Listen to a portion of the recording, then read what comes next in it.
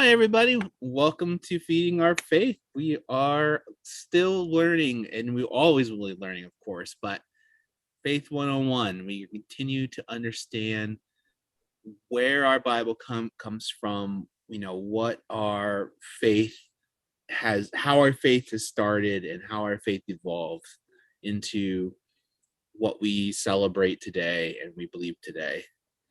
And with that, I'm going to pass it on to Pastor Diane. There you go. Yeah. Well, this week we're gonna delve more into the Israelites' exodus from Egypt, and a little more of what the early Israelite traditions were.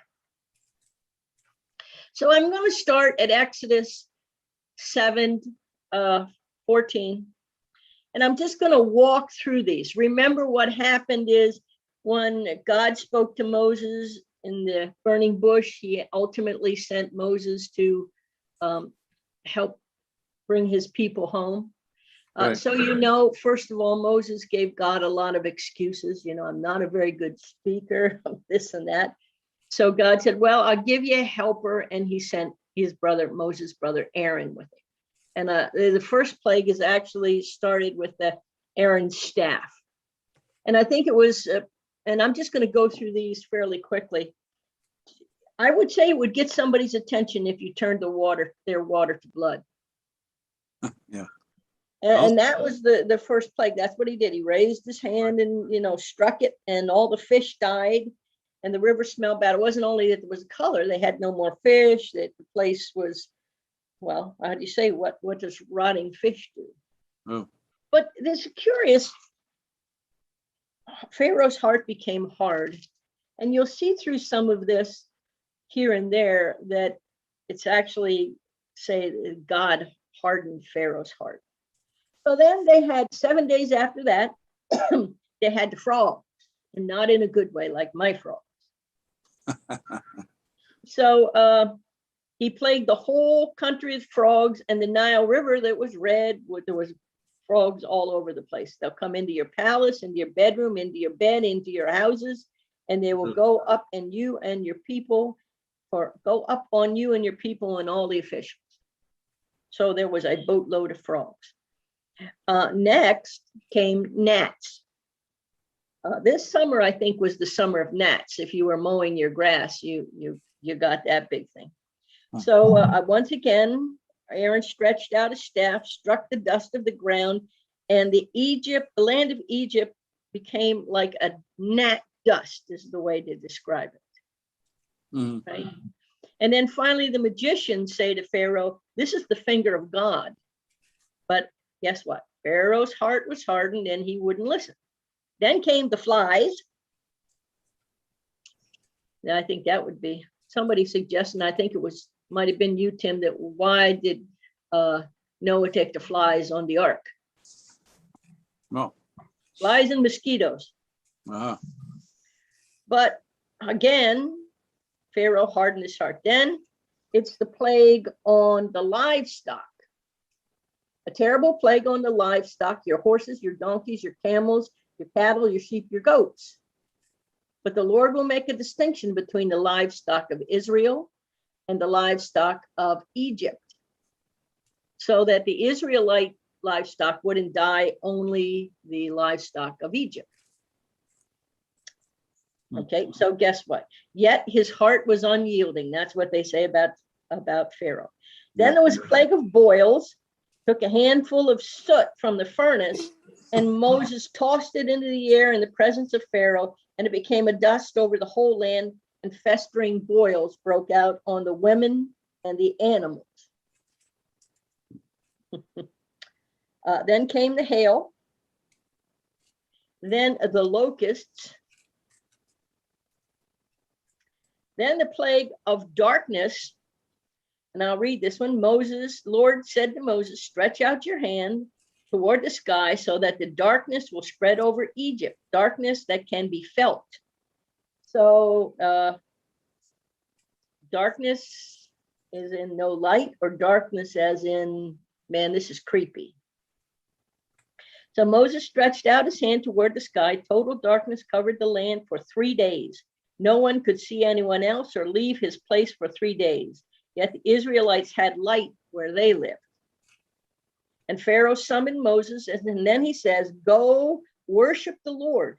Even your women and your children may go with you, only leave your flocks and herds behind. And Moses said, you must allow us to have sacrifices and burnt offerings to present to our Lord. Our livestock too must go with us. Not a hoof is to be left behind. We have to use some of them in worship to our Lord, the Lord our God. Until we get there, we will not know what we're to use. But the Lord hardened Pharaoh's heart. There it is. And Pharaoh says, get out of my sight. Make sure you don't appear before me again. The day you see my face, you will die. And Moses says, just as you choose. And then the Lord said, I'm going to bring one more plague on Pharaoh. And that was the plague of the firstborn, or the firstborn of the animals, the Egyptian sons. They all died, including the Pharaoh's son. He was killed. The Pharaoh refused to listen, Moses said. And Moses and Aaron performed all these wonders before Pharaoh, but the Lord hardened Pharaoh's heart, and he would not let the Israelites go out of the country. Well, then, after Pharaoh's son died, he said, get away from him. Now, before that, we get the Passover. And do you guys understand what the Passover was? It's where, passing over, because the angel of death passed over their houses. They painted blood on the tops of their doors, lentils, I guess you call them. And that angel passed over, and the Israelites were not killed. So that's when finally Pharaoh says, get out of here. And that, of course, is the Passover that they celebrate every year. Right. It's that Passover. Right. And it's just pretty crazy instructions, because clearly, well, I'll read this just a little bit to you. The Lord said to Moses and Aaron, these are the regulations for the Passover. No foreigners to eat it. Any slave you have bought may eat it, but after you've circumcised him. But a temporary resident and a hired worker, they may not eat of Passover. It must be eaten inside one's house. Take none of the meat outside the house. Don't break any of the animal's bones. The whole community of Israel must celebrate it. An alien living among you who wants to celebrate the Lord's Passover must have all males in the house circumcised. Then he may take part like one born in the land, but no uncircumcised male may eat it. And the same laws apply to the native born and to the alien. So there you go. Okay. So then they're leaving. Obviously, they get out of there fast. So that's why they have the unleavened bread and all of that. Right. But, and we're all used to, okay, the Egyptians chased them down at the Red Sea. But before that, the Lord said to Moses, consecrate to me every firstborn male. The first offspring of every womb among the Israelites belongs to me, whether it's man or animal. So then the firstborn, man or animal, then is consecrated to the service of God. Right? There you go. Now we're just getting to the crossing over of the sea. I think we all pretty much have seen that from all the time we hit Moses. You ever see the movie Moses? Yes. Yeah. So then Moses and Miriam starts a song. We will sing to the Lord. And certainly they would. And it wasn't long, Moses led the Israelites from the Red Sea, and they went into the desert of Shur. For 3 days they traveled without finding water. And then they came to Marah, I guess, and they couldn't drink of its water because it was bitter. So the people grumbled. Didn't take them long, right? Right. A couple of days. That it's too, and Moses said to the Lord, what are we to drink? People grumbled, what are we to drink? Then Moses cried out to the Lord, and the Lord showed him a piece of wood, and he threw it into the water, and the water became sweet. Right? Then they came to Elim, where there were 12 springs and 70 palm trees. There you go. So again, then in 16, you have they're complaining because they don't have any food. Remember the famous phrase, if we'd have only died in Egypt, we'd Yeah. have sat around with pots of meat. So God gave them two things, manna and quail. The quail came into the camp at night. Manna was there in the morning. I want to just talk a little bit about the idea of the firstborn being set apart to God. It says consecrate, and the word consecrate could either mean sacrifice or merely consider it belonging to God. Thinking about that, I could see where consecrate, you could do that to both men and animals, but I don't know what good God would have of the animals. Got any ideas on that one? And then I'm not going to give you the answer because I don't know. What did you say the two meanings of consecrate were? In your- Animals and men. Oh, consecrate could either mean sacrifice or merely consider as belonging to God. Because you can find, when you're reading the Pentateuch, which is the first 5 books of the Bible, it's Right. referred to either way. Interesting. Yeah. So now I'm going to have our friend Tony show you the map. And Israel's journey is in chapters 17 and 18.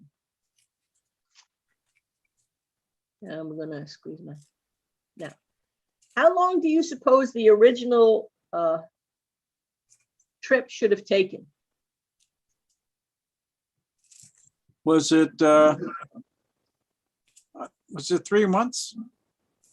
11 days. 11 days. But it took 40 years?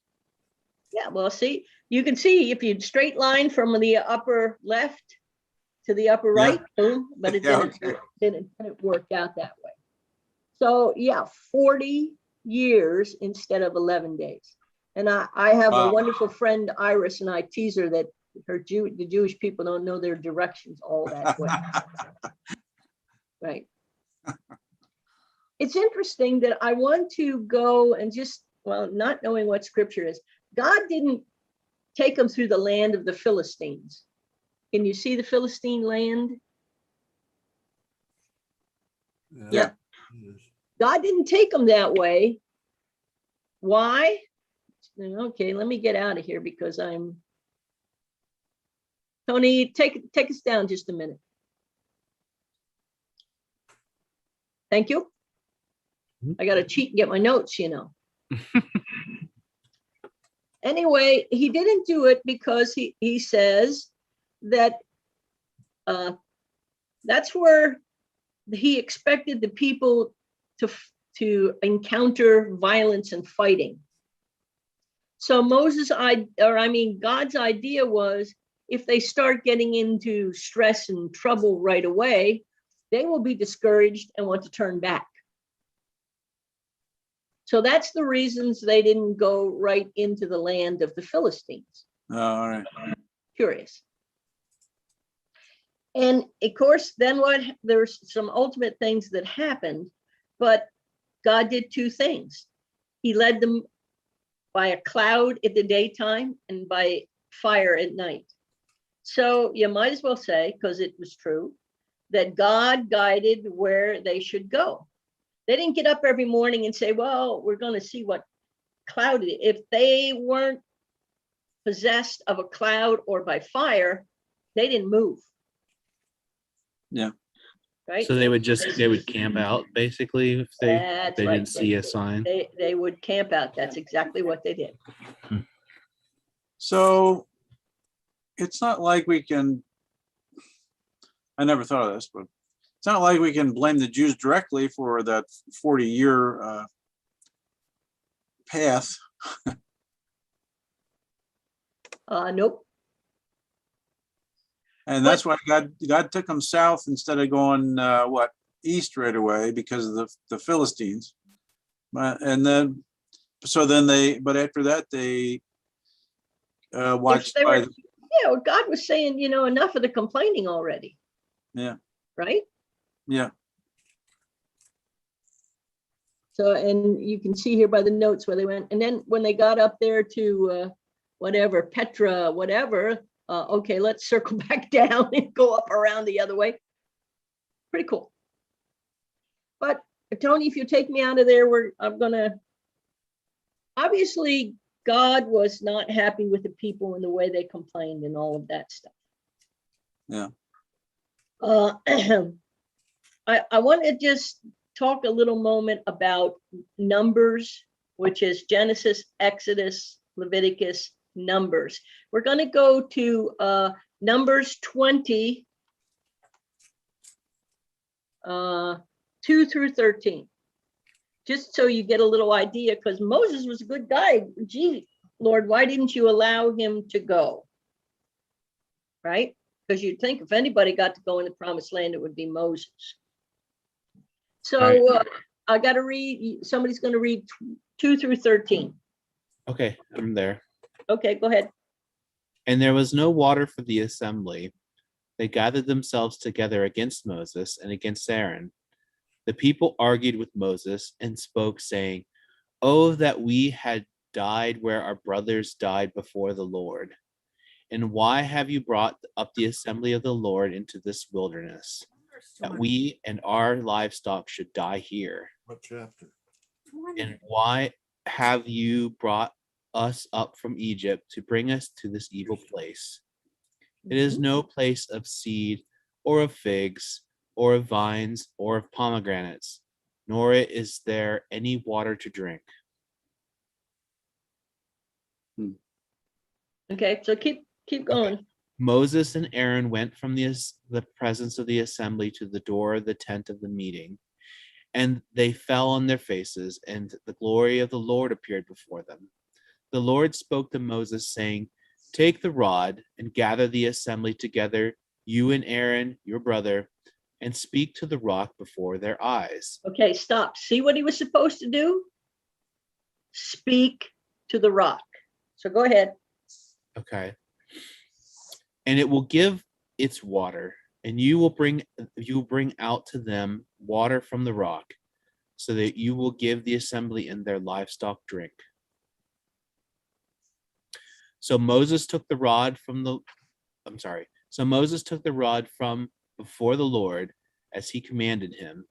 Moses and Aaron gathered the assembly before the rock and said to him, "Hear now, you rebels, will we bring out water from this rock for you?" And Moses lifted up his hand and struck the rock twice with his rod, and plenty of water came out, and the assembly drank and their livestock. Okay, so what did Moses do? Provided water. Yeah, he was told to speak to the rock, and instead he whacked it twice. Yeah. God wanted to be the one to bring out the water. And when Moses smacked it, then it was like saying, hey, Moses gave us the water, not God. So it brought glory to Moses and not to God. Oh, okay, very good. Right? So read 12 and 13 yet, Tony. Yeah. The Lord spoke to Moses and Aaron, "Because you did not believe me to sanctify me in the eyes of the children of Israel, therefore you will not bring this assembly into the land which I have given them." There you go. So Moses didn't get to go because he didn't do what the Lord told him to do. Yep. Curious. That's interesting. Well, yeah, there's consequences is what he's saying. Right? Absolutely. Yep. Consequences. So there they were traveling around all of this time, and God basically left them travel so they would understand all that they wanted meat, God provided it. They needed water, God provided it. All of these things was showing them that they had dependence upon God and that they were to do what God told them to do. Yes. Right? Sound right, Miriam? Yes. Yes. So now I want to just go back to Exodus. And another important thing I want to look at is 24. Now, we come to in 23 where we're talking about starting to have some laws. Don't spread false reports. Don't help a wicked man by being a malicious witness. Don't follow the crowd in doing wrong. And then there were some Sabbath laws. And this is one of my favorites here. This is called the Jubilee. For 6 years, you sow your land and harvest your crops. But during the 7th year, let the land lie unplowed and unused. Then the poor among you may get food from it, and the wild animals may eat what they leave. Do the same with the vineyard and with the olive grove. 6 days do your work, but on the 7th day do not work, so that your ox and your donkey may rest, and slaves born in your household and the alien as well may be refreshed. Be careful to do everything I have said to you. Do not invoke the names of other gods and do not let them be heard on your way. Pretty cool. Yep. Then they come up with some 3 times a year, you're to celebrate a festival to God. The festival of the unleavened bread, which is Passover. Passover, yeah. Right? And then the festival of the harvest. The festival of the ingathering, when you gather your crops. 3 times of the year, all men are to appear before the sovereign. Do not offer a blood sacrifice to me with anything containing yeast. And I can literally tell you, because I have a Jewish friend, when they go into Passover, they clean their houses thoroughly, remove the refrigerators, move the stoves, move everything to make sure there is no yeast in the house. Huh. They take it that seriously. But on chapter 24, and that's a fairly short chapter, so I want to read it all. So maybe, Tim, you want to read a little, and if you get tired, I'll let Oh, Ralph- sure. What verse again? a whole chapter, 24. 24. Oh, okay, got it. The covenant confirmed. Then the Lord said to Moses, come up to the Lord, you and Aaron, Nadab, and Abihu, and 70 of the elders of Israel. You are to worship at a distance, but Moses alone is to approach the Lord. The others must not come near, and the people may not come up with him. When Moses went and told the people all the Lord's words and laws, they responded with one voice. Everything the Lord has said, we will do. Moses then wrote everything down the Lord had said. He got up early the next morning and built an altar at the foot of the mountain and set up 12 stone pillars representing the 12 tribes of Israel. Then he sent young Israelite men, and they offered burnt offerings and sacrificed young bulls as fellowship offerings to the Lord. Moses took half of the blood and put it in bowls, and the other half he splashed against the altar. Then he took the book of the covenant and read it to the people. They responded, we will do everything the Lord has said. We will obey. Moses then took the blood, sprinkled it on the people, and said, this is the blood of the covenant that the Lord has made with you in accordance of all these words. Oh, don't you say something like that when you consecrate? Yep, that's the point, right? Yeah, absolutely. And you will, when we talk about atonement and stuff, we'll talk about the blood of sacrifices, which Right. comes to be the blood of Christ. Okay, great. So Moses and Aaron, Nadab, and Abihu. Is that the right way to pronounce it? Abihu? I don't know. Abihu sounds good to me. All right. And the 70, where was I? I think I lost my spot here. Nope, you're right. You're right where Oh. you need to be. Oh, all right. It's starting to sound very familiar. Went up and saw the God of Israel. Under his feet was something like a pavement made of lapis and lazuli. Mine says sapphire. So Okay, it's precious stone. all Go right. ahead. Bright blue as the sky. But God did not raise up, but God did not raise his hand against these elders of the Israelites. They saw God and they ate and drank. Okay, so who was supposed to go up and see? Just Moses. Okay, and they all went up. Okay, go ahead. That's not good. The Lord said to Moses, come up to me on the mountain and stay here, and I will give you the tablets of stone with the law and commandments I have written for their instruction. Then Moses set out with just Joshua his aide, and Moses went up on the mountain with God, on the mountain of God. He said to the elders, wait here for us until we come back to you. Aaron and Hur are with you, and anyone involved in a dispute can go to them. Then Moses went up on the mountain, the cloud covered it, and the glory of the Lord settled on Mount Sinai. For 6 days the cloud covered the mountain, and on the seventh day the Lord called to Moses from within the cloud. To the Israelites, the glory of the Lord looked like a consuming fire on top of the mountain. Then Moses entered the cloud as he went up on the mountain, and he stayed on the mountain 40 days and 40 nights. A lot of symbolism with the numbers there. Absolutely. God likes 40. Yeah, he does. Yeah, but it's interesting. 7 days on the seventh day. I mean, that's where we get our whole week from, is 7 days, right? Yep, and that's where we get our Sabbath from, and that's why we talk about Sabbath rest.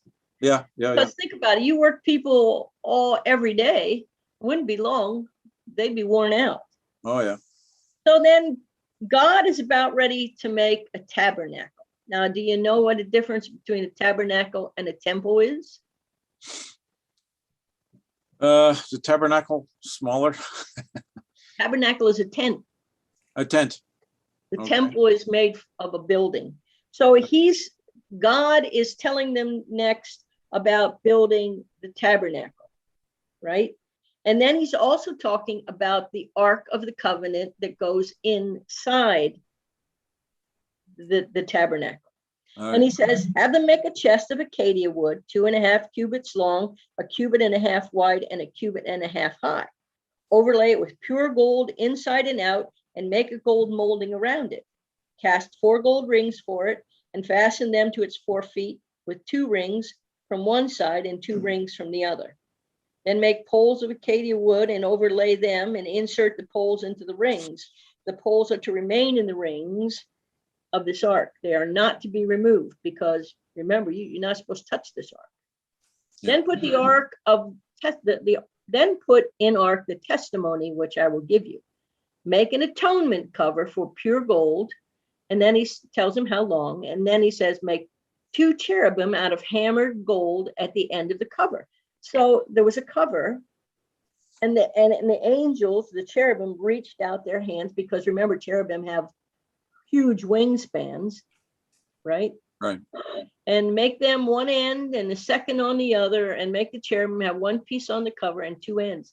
The cherubim are to have their wings spread upward, overshadowed. The cherubim are to face each other, looking toward the cover. Place the cover on the top of the ark, and put in the testimony which I will give you. Therefore, there above the cover between the cherubim, this is important, on the cover between the cherubim over the ark of testimony, I will meet you and give you all my commands. That's the mercy seat. We'll talk later in atonement about how the priests went in and they gave atonement for sins. But God was basically supposed to be the mercy seat on top of that cover. No. That's the Ark of the Covenant. Hmm. It's like the most important part. And in it was the 10 Commandments, Aaron's staff, and a jar of manna. Huh. But God, he built a lampstand for it. He told them how to make the tent, and all kinds of, it was crazy. Curtains of goat hair and all of this kind of stuff, and an altar. And then he even told them how to make the garments for the priests. make it of gold, purple, scarlet. God was leaving no detail out there. Yeah. Was God teaching them that they should do exactly as God told them? Yeah. Oh, yeah, definitely. Yeah. Obey exactly as I tell you. Yep. I think so. Okay. So then we have, of course, where the golden calf comes in. And I think we all know what happened there. But it's curious, you know who was in charge of making the golden calf? Moses' brother, Yep, Aaron. Aaron. Yeah. He was a priest before God, and he's the one that said, well, come and make us gods who will go before us. There you go. And Aaron said, take off your gold earrings, because remember, when they left Egypt, they asked the Egyptians, and the Egyptians gifted them as well with gold and silver and all that kind of stuff. And then they made the calf.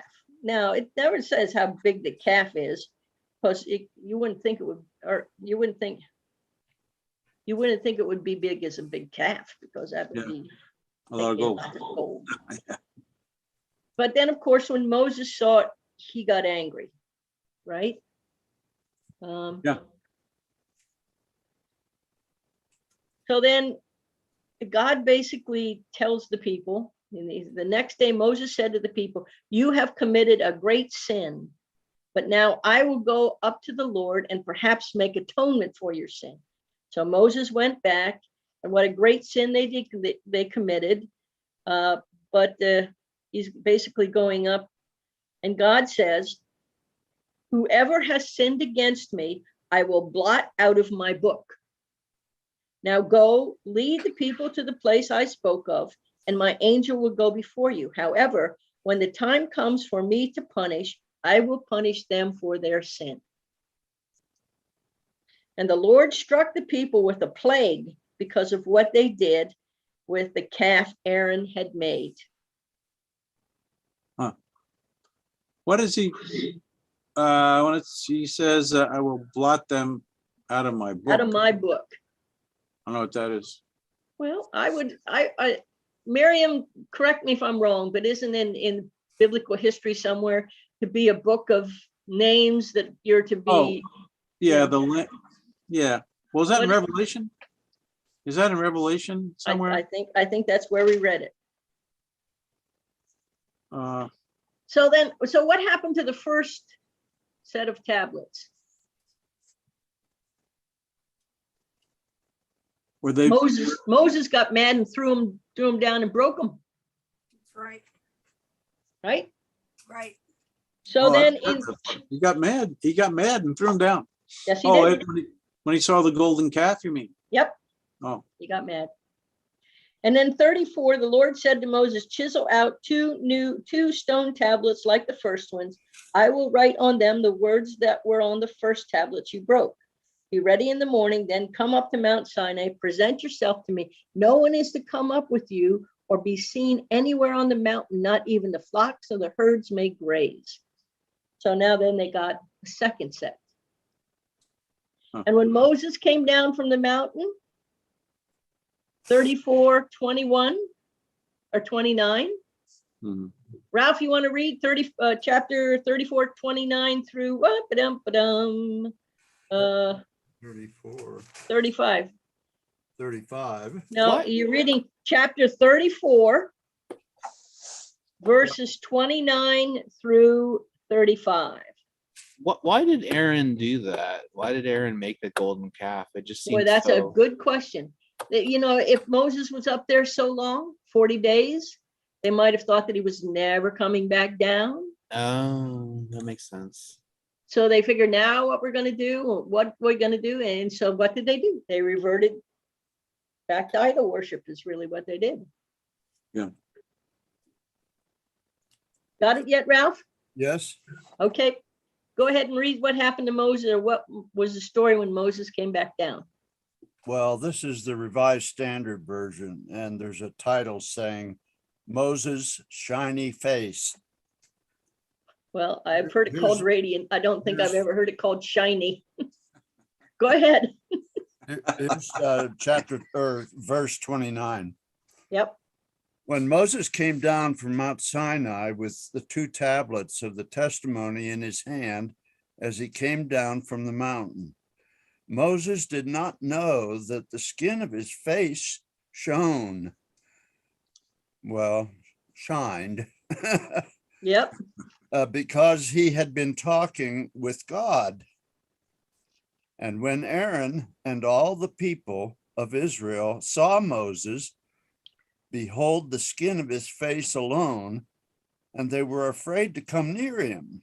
But Moses called to them, and Aaron and all the leaders of the congregation returned to him, and Moses talked with them.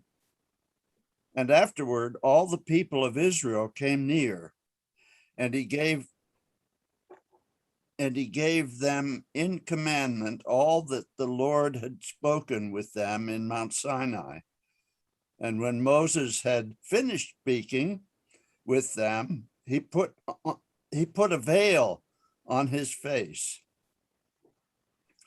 But whenever Moses went in before the Lord to speak with him, he took the veil off until he came out. And when he came out and told the people of Israel what he was commanded, the people of Israel saw the face of Moses, that the skin of Moses' face shone, and Moses would put the veil upon his face again until he went in to speak with him. Okay, so there you go. And I then have a question. go ahead.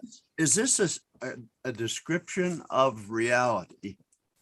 Or is this a story that has some goal to be met through changing how people think? Well, What- Ralph, you've hit the whole idea of scripture. Yes. Is it the inerrant word of God, or is it stories told in a way so that we are taught and understand? I happen to think it's a little of both, and I think discernment would be apply. So, for example, I would say the 10 Commandments Moses did not play around with, right? And it's like Tim thinks that is of the opinion that creation is what exactly it's said to be, because if it isn't, you don't have that belief. You have a basis not to believe, because you're saying the Bible is basically false, right? Yeah. I don't know if there's any historical, I mean, you have Josephus, who was a historian in the Jewish time, but I don't know that there's any Josephus or any other historian that confirms that Moses' face was radiant. But the idea is, when you are with God, you're changed. And I just know from the time we all go before God, prayer or however, and I assume you all have at some point in time sat before God. Have you come away from that changed? If not in the way you look, in the way your heart is changed? Yeah, I do. So it could be symbolism, Ralph. I'm not sure. It could be exactly what happened.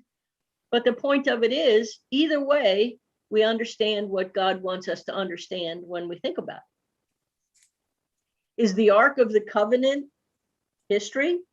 Yes, I believe it is, because I think if it were just symbolism, God wouldn't have given such detailed issues about it. Right? But these books, Genesis, Exodus, Leviticus, Numbers, they were written by Moses, written down by Moses. And I can't imagine Moses making up some of these laws or some of how to make the priestly garments. Can't imagine that. So I guess what I'm trying to say is, to my heart, it's important, but it's not a game changer, or not a rule breaker, is what I'm trying to say. Now, I'm certainly willing to let y'all have a conversation about that now. Tim, you want to go? Well, the biggest reason, well, I think you're right in, that's certainly my rationale for believing it literally. The science, I was pulled into the literal aspect of it maybe 10, 15 years ago. I didn't believe it was all literal, but from what I found about creation science, despite the narrative we hear today about evolution and even God using evolution, it just doesn't, and even God using evolution doesn't really work so well. But the science that I've learned that goes against evolution kind of made me realize that, yeah, I think Genesis is just what it is. I think you have to be willing, though, to let the science come through. In other words, what I'm saying is, I don't think you operate from the standpoint, as most people do these days, that the Bible is, well, we probably don't, but I'm saying people do, that the Bible is wrong until proven right, or the Bible is only fictional until it's proven to be literal. I have a, because of what I've learned from the science and such, I have a tendency to think what's there is true until you can prove it's not being true. So, and as I often say, once you sign up to there being a God, it's hard to say, well, I can't believe this happened, or I can't believe that happened, because there's so many jaw-dropping things once you read about them in nature that make you learn about God, that you think, well, okay, okay, I guess that could happen. So I guess a man's face could radiate after meeting with God, figuratively. So anyway, Could be. Ralph, do you want to comment? Well, I can only see your ear, by the way. yeah, here. there he is. There's a little more. Here's the other one. Oh, there you go.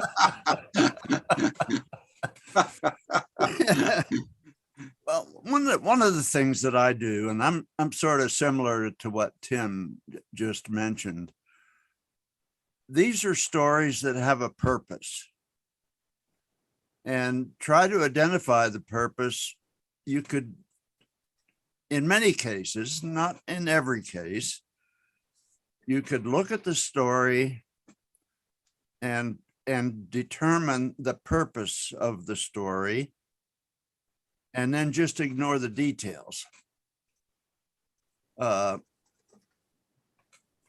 So there's lots of different ways you can look at this.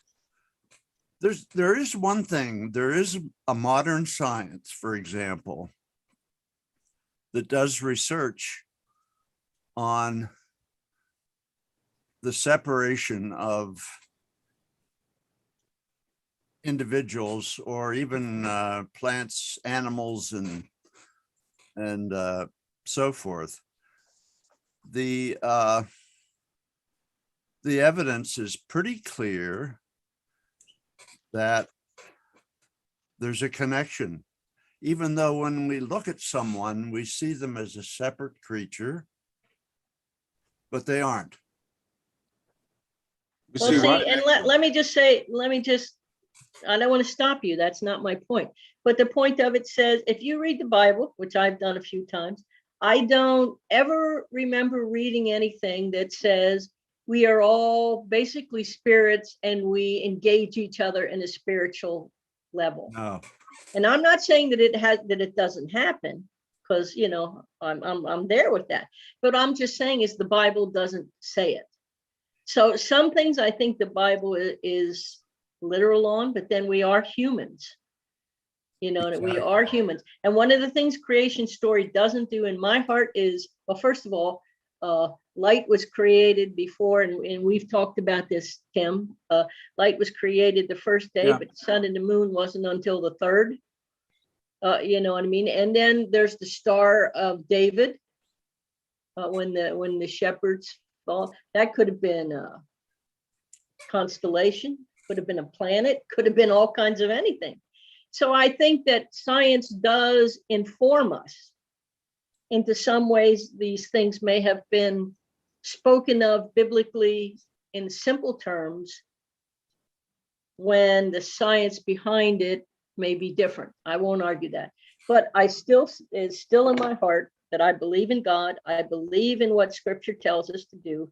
And I think one of the things that these kinds of conversations do inside of me is inform me that you can't take everything just word for word as it happens.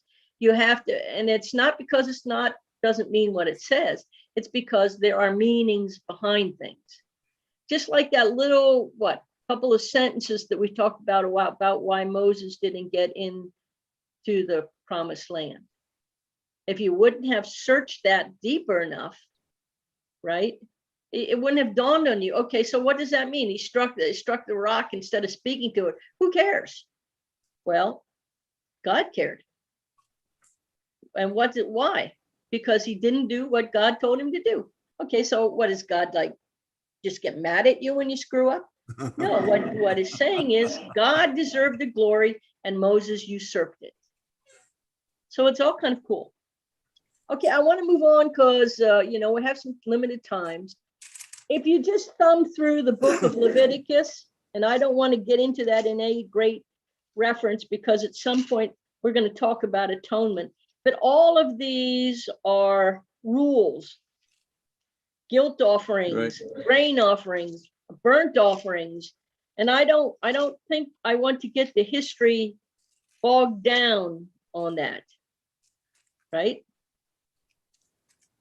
Yeah. But I want to move then in purification after childbirth. I've already told you guys how I feel about it. There's a regulation about mildew for how to cleanse mildew for cleansing infectious skin. Yum, dee. Okay.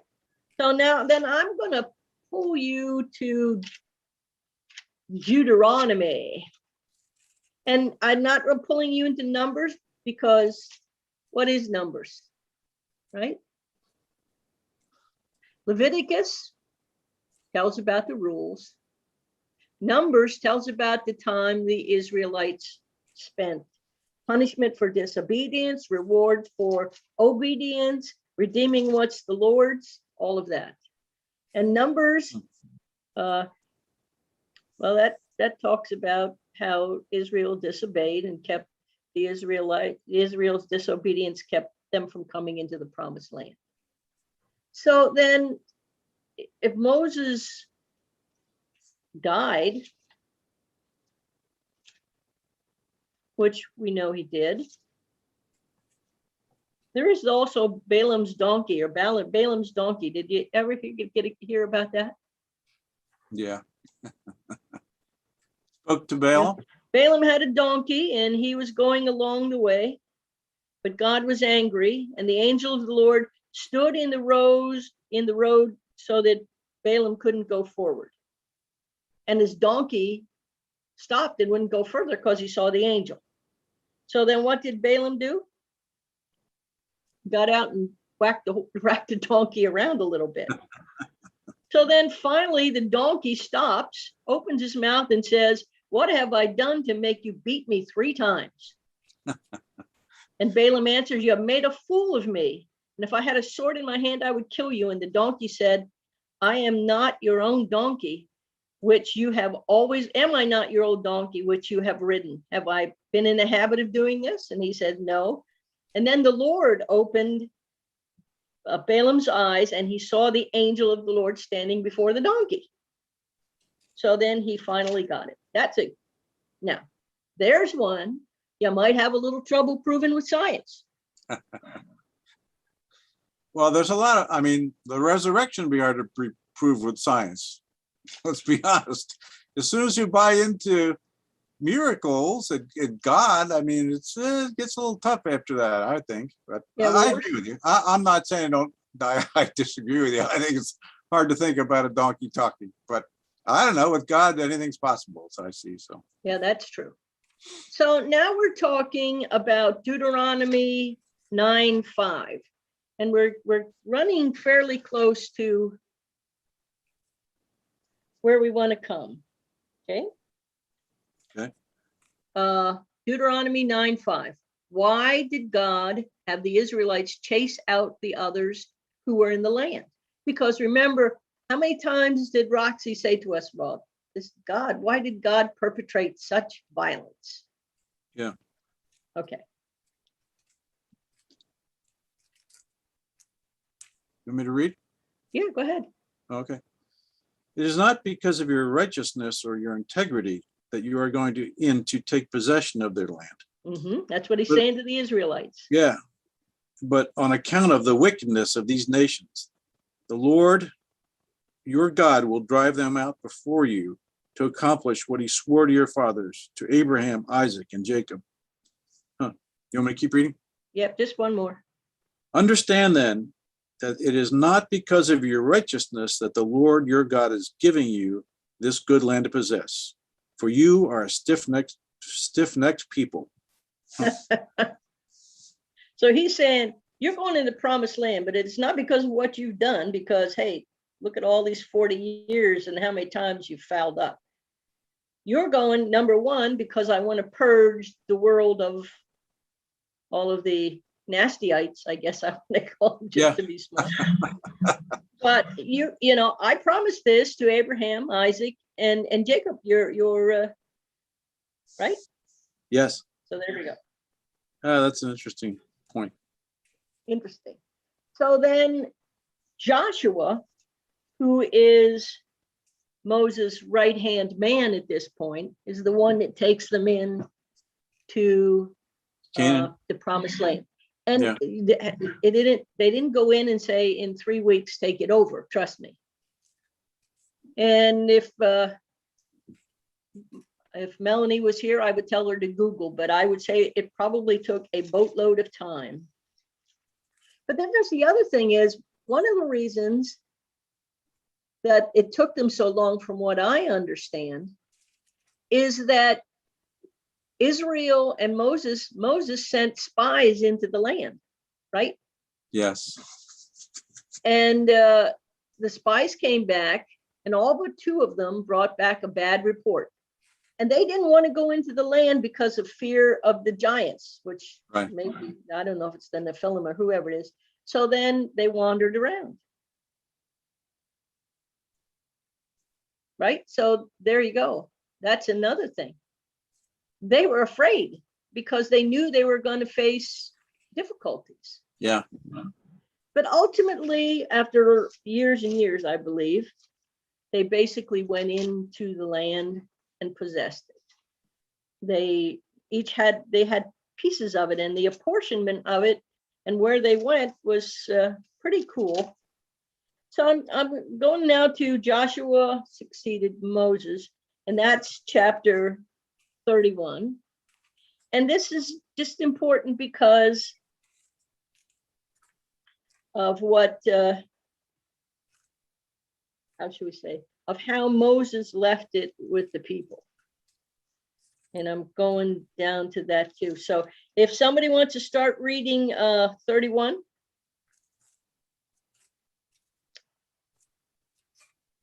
I can do it if you like. Yeah, go ahead. This is Deuteronomy, right? Deuteronomy 31. Then Moses went out and spoke these words to all Israel.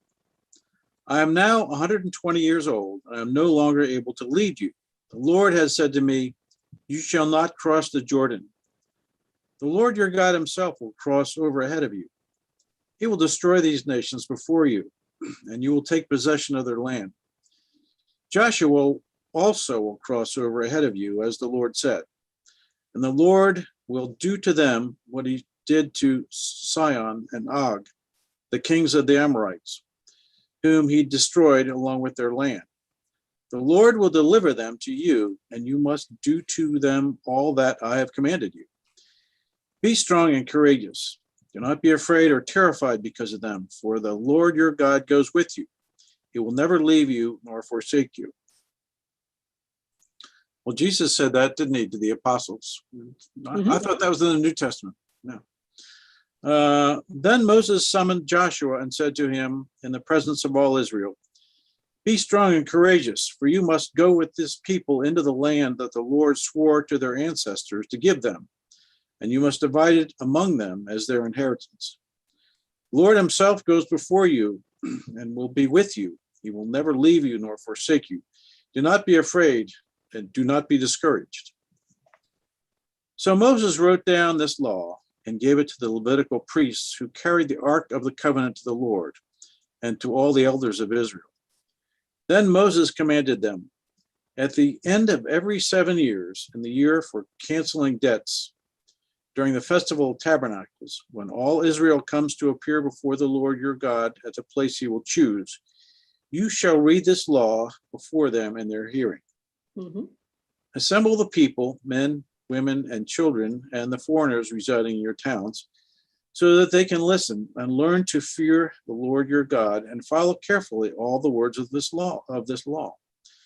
Their children who do not know this law must hear it and learn to fear the Lord your God as long as you live in the land you are crossing the Jordan to possess. Okay, so Moses wrote down all the law, and that's actually happens again in the next page in verse 24. After Moses finished writing in the book of words of this law from beginning to end, he gave this command to the Levites who carried the Ark of the Covenant.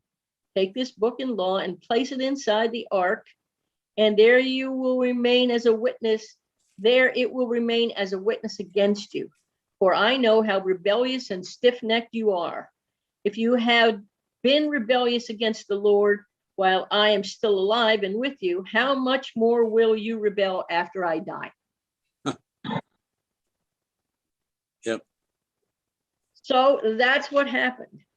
So as part of this whole thing that we didn't read yet, though, remember Moses' father-in-law, Jethro, visited him at one point.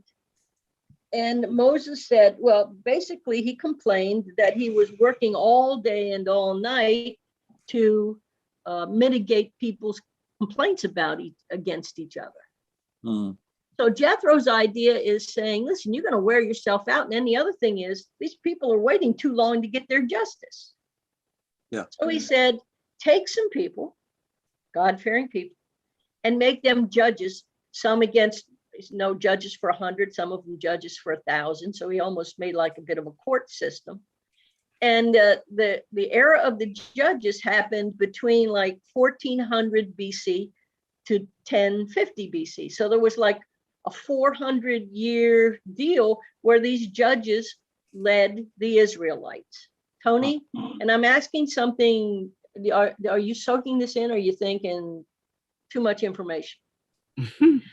No, I'm listening, and it's all right. Well, that's what I just wanted to make sure. Yeah, I mean, it's a lot of. There was no criticism. I just was asking. That's all, because I wanted. I'm trying to follow along in Deuteronomy, and it goes all over the place, so it's kind of hard to.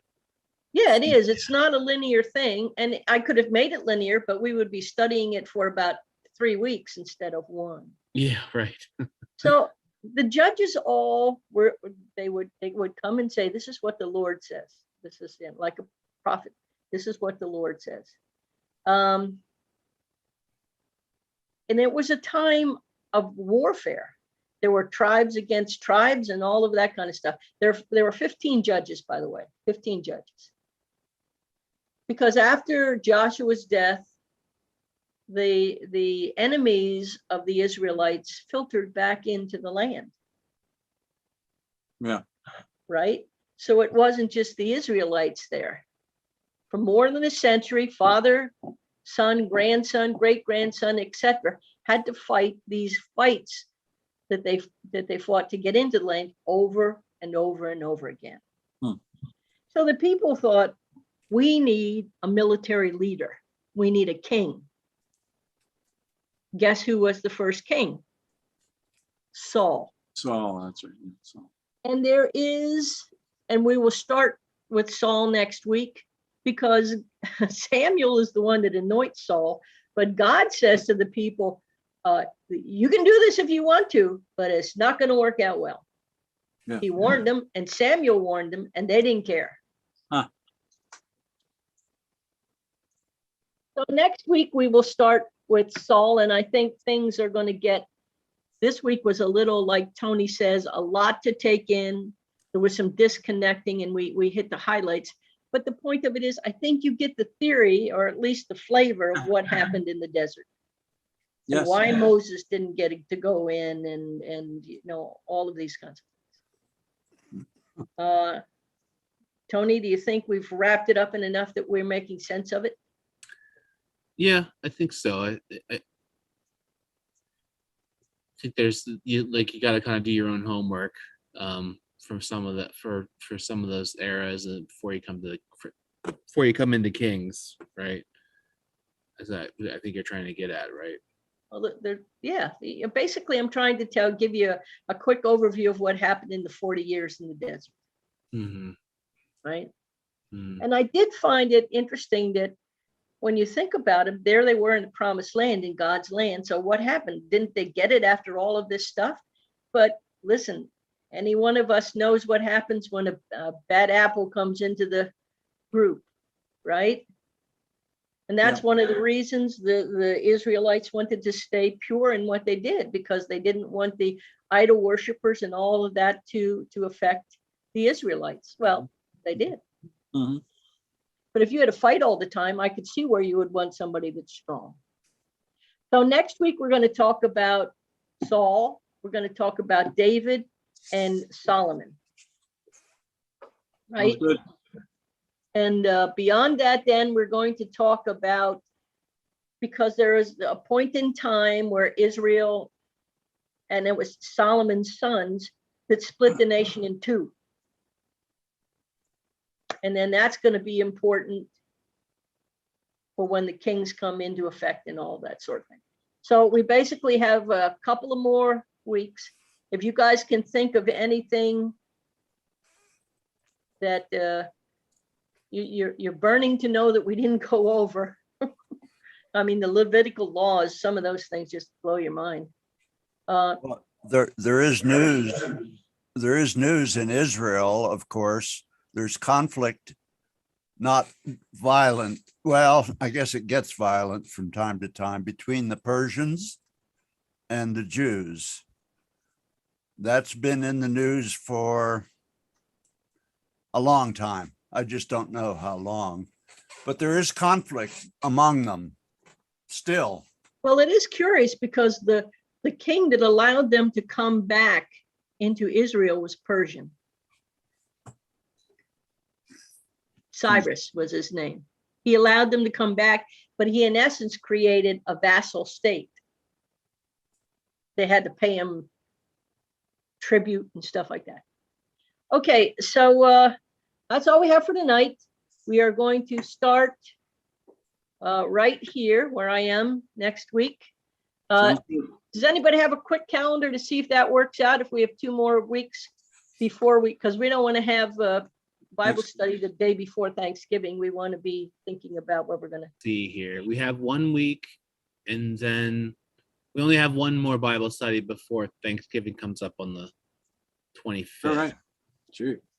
Okay, so next week we're going to talk a little bit about this, and we might wait till after Thanksgiving to talk about the nations. Okay.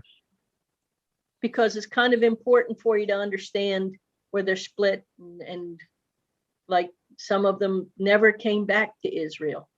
They lived in what's called diaspora, which is outside. Huh. And then at some point in time, when Christ met the Samaritan woman, remember what he said? There'll be a time when it won't matter where you worship. So that's kind of interesting stuff. So next week we'll do Saul, David, and Solomon, and then we'll wait till after Thanksgiving to look at the rest. Very good. Now, we are ultimately going to talk about atonement, and atonement involves the Jewish sacrificial rules. So some of that stuff that we passed over, no pun intended, we're going to come back and catch up. Yeah, I noticed there was a lot of that when we were kind of going ahead to get the history down. Yeah, well, the history is not really, that's what physically happened. What happened in the laws and stuff, that's a whole other different deal. Mhm. And some of them, I don't really care whether you have to be cleansed longer with a woman, a girl child, than a man child. I'm going to talk to Jesus about that when I see him. Yeah. I'm making a list. You got a list. I think we all have lists. I have a list. I mean, it really Tony, you- speaks to how difficult it was probably, but in Acts, when they were trying to join the Hebrews with the Gentiles, like to try to bridge that gap, because like there's a lot of written law about how you're supposed to act, and Well, sure, and that's it. How do you meld the Jews and the Gentiles? mhm. You want to read some interesting stuff? At some point, Tim, look up the Didache. What is it? The Didache, Diach, Didache. I'll text it to you. That's a whole other version of some of this stuff. Okay. And you'll find some of the things that stick out when we talk about faith from that book, from that series, because it's not a Bible, but it's pretty close. Huh. Tony, do you want to take us out? Sure. Thanks everybody for joining us, and we got one more lesson before we're going to take a little break for Thanksgiving, so we can all enjoy our friends and family this season that's coming up, and I hope it's going to be a great season for everybody. And if you have an opportunity to come celebrate Christ with us every weekend on Sunday, you can join us online or you can join us in person, and we try to be there and welcoming for everyone. So for the rest of the night, I wish you have a great day, and enjoy the autumn and the cool weather as it comes in. Some people enjoy it. I know I do, at least. Yeah. And the other thing is, if you have questions or even comments about what we've done and the way we've done it, we welcome all of that. So, hey, we're all in this together, folks, all of us. Mm-hmm. Well, thank you very much, and have a great rest of your day. Bye. See you guys.